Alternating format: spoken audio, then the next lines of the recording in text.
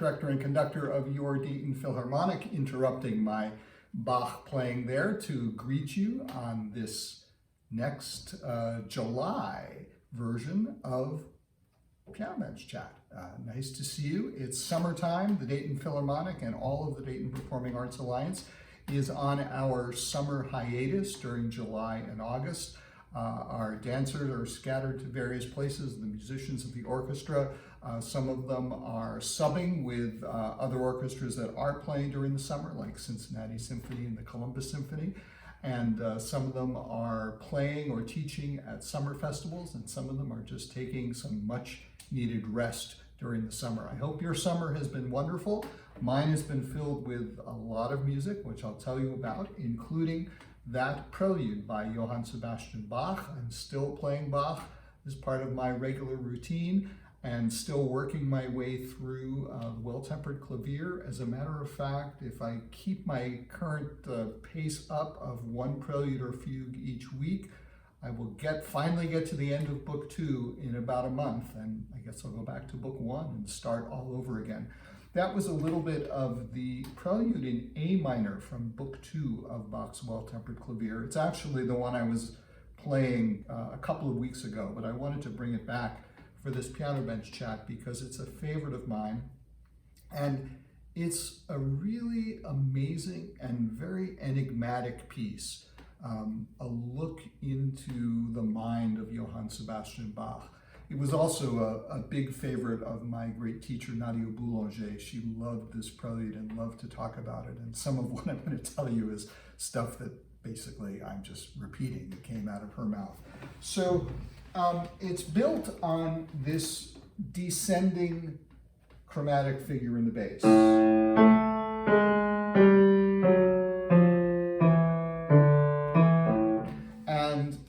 You have a descending figure in the right hand as well.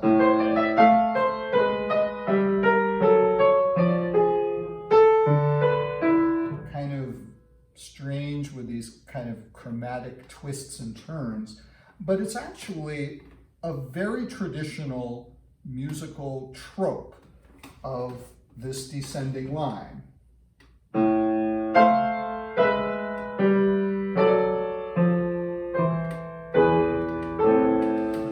Something which, by the time Bach wrote this prelude, that harmonic progression, that progression of chords with the descending bass line going down by half steps, is something that had been around for probably as much as 100 years, a kind of standard progression that lots of composers used. I would probably be pushing things to say it was like equivalent to... It wasn't quite well, it might have been the Louis Louis of Bach's day, because almost everyone wrote pieces of music with that descending bass line. But what's interesting to me, especially about this particular prelude, is what Bach does with that material. First of all, it's not just the basic outline.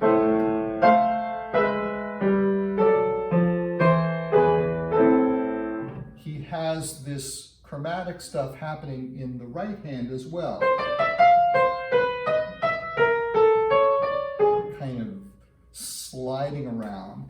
And as Bach often does, I mean, this is a prelude that's just for 2 voices. There's one voice in the left hand, one voice in the right hand. But the right hand voice actually represents 2 voices, one going, and then the other going. So you get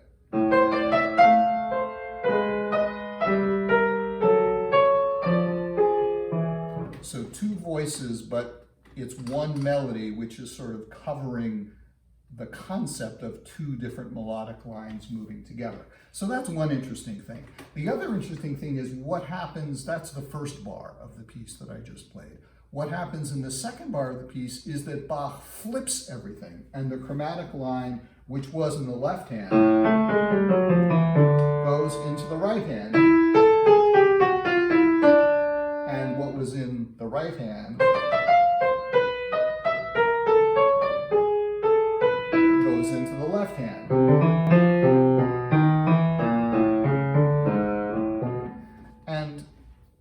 So that's one interesting thing. He does one thing and then he flips it.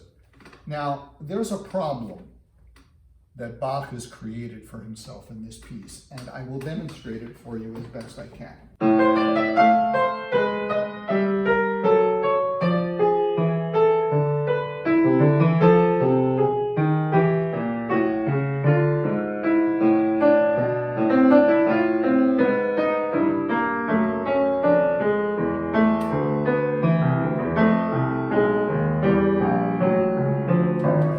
Continuous downward path, and there's no way out of it. He's going to run. I mean, by that time he'd already run past. I had already run past where the end of Bach's keyboard was in Bach's day, but it sort of falls off the face of the earth. So having this continually descending theme, he's got to figure out a way to start going up again, or else he's going to run out of room. So this is what he does.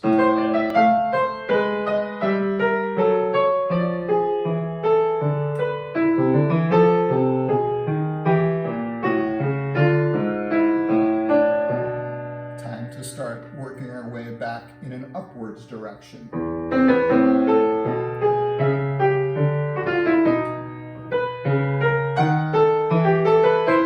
then he's set up again. So that little episode where he's working his way upwards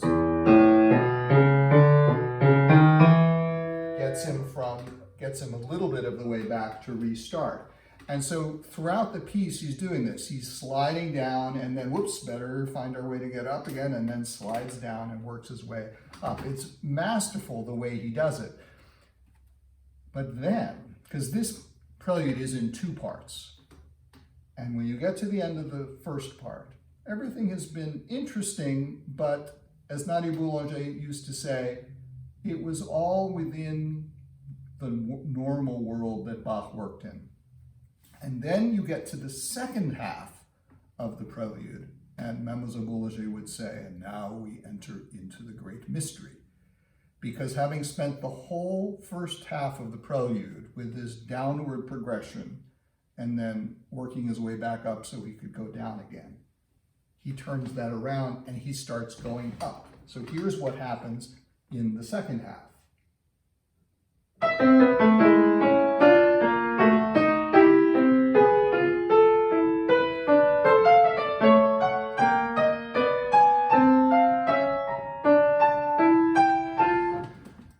So the progression, which was now becomes, and it's all in reverse patterns, going up instead of, and what's different is that in the case of the downward descending figure, Bach had this tradition of the chromatically descending bass line. There was no such existing trope in Bach's time for the ascending line. He was basically sort of, as Mademoiselle liked to say, he was sort of ascending into this mysterious territory that nobody had been in before. And so in the second half of the prelude, he has the same problem. Now he has an upward figure, so he needs to come up with something so that he can readjust himself downward. And then, of course, the magical moment happens when Bach does this about 2/3 of the way through.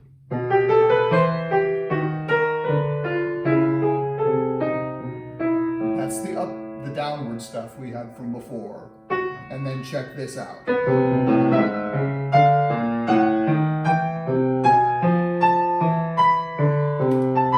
So he starts mixing the downward chromatic line and the upward chromatic line and uses that as the way, at least in this one case, of balancing the ups and the downs. It's just an amazing piece, and every time I find it on the piano bench in front of me, I am excited to play through this piece again and relive the magic of what Bach was doing, and of course relive the memories of Mademoiselle Boulanger putting down the gospel about this amazing piece of music. I'm not spending all my time with Bach, even though I am wearing my ceremonial Bach t-shirt today.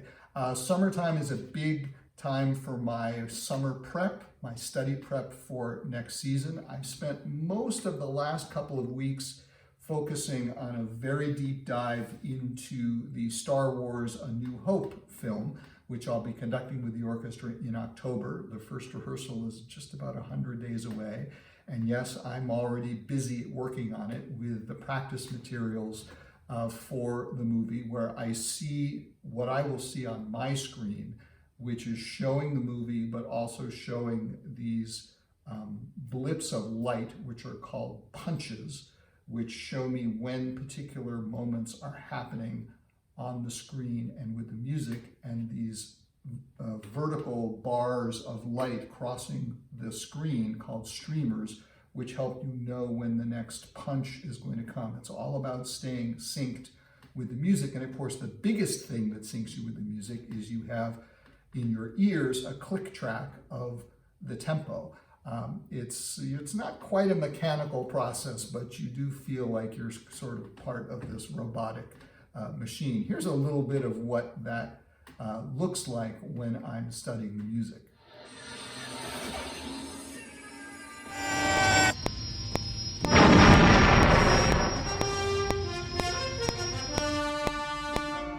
Rebel base, 1 minute and closing.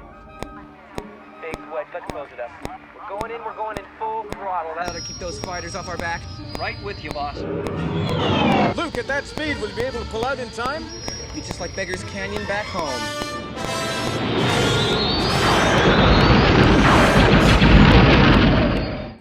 It's a fun challenge to do, but I guarantee you when October comes, it will be much more fun for you to be sitting in the audience and just seeing the film with the Dayton Philharmonic playing John Williams' amazing soundtrack. And you will not be hearing clicks in your ears, nor will you be seeing punches and streamers. You'll just be seeing the movie. The other thing I've been spending time on, just started a few days ago, is a similar deep dive into another big project I have for the fall, which is Stephen Sondheim's Sweeney Todd, which I'll be conducting for Dayton Opera. And that is an absolute thrill. It's one of my favorite pieces. And I'm working my way through both. I've already played through the piano score. Now I'm working through the full orchestral score and sort of just beginning to see what I have to do to get this all packed into my head. So my summer's going to be fun, but it's also going to be filled with music, and I'll fill you in a little bit on what's going on next month at our next Piano Bench Chat. But in the meantime, have a wonderful summer, and we'll see you next month, and we'll be gearing up for the return of your Dayton Performing Arts Alliance, Dayton Ballet, Dayton Opera, and Dayton Philharmonic coming up in the fall. And I'm going to finish things up now with Mr. Bach.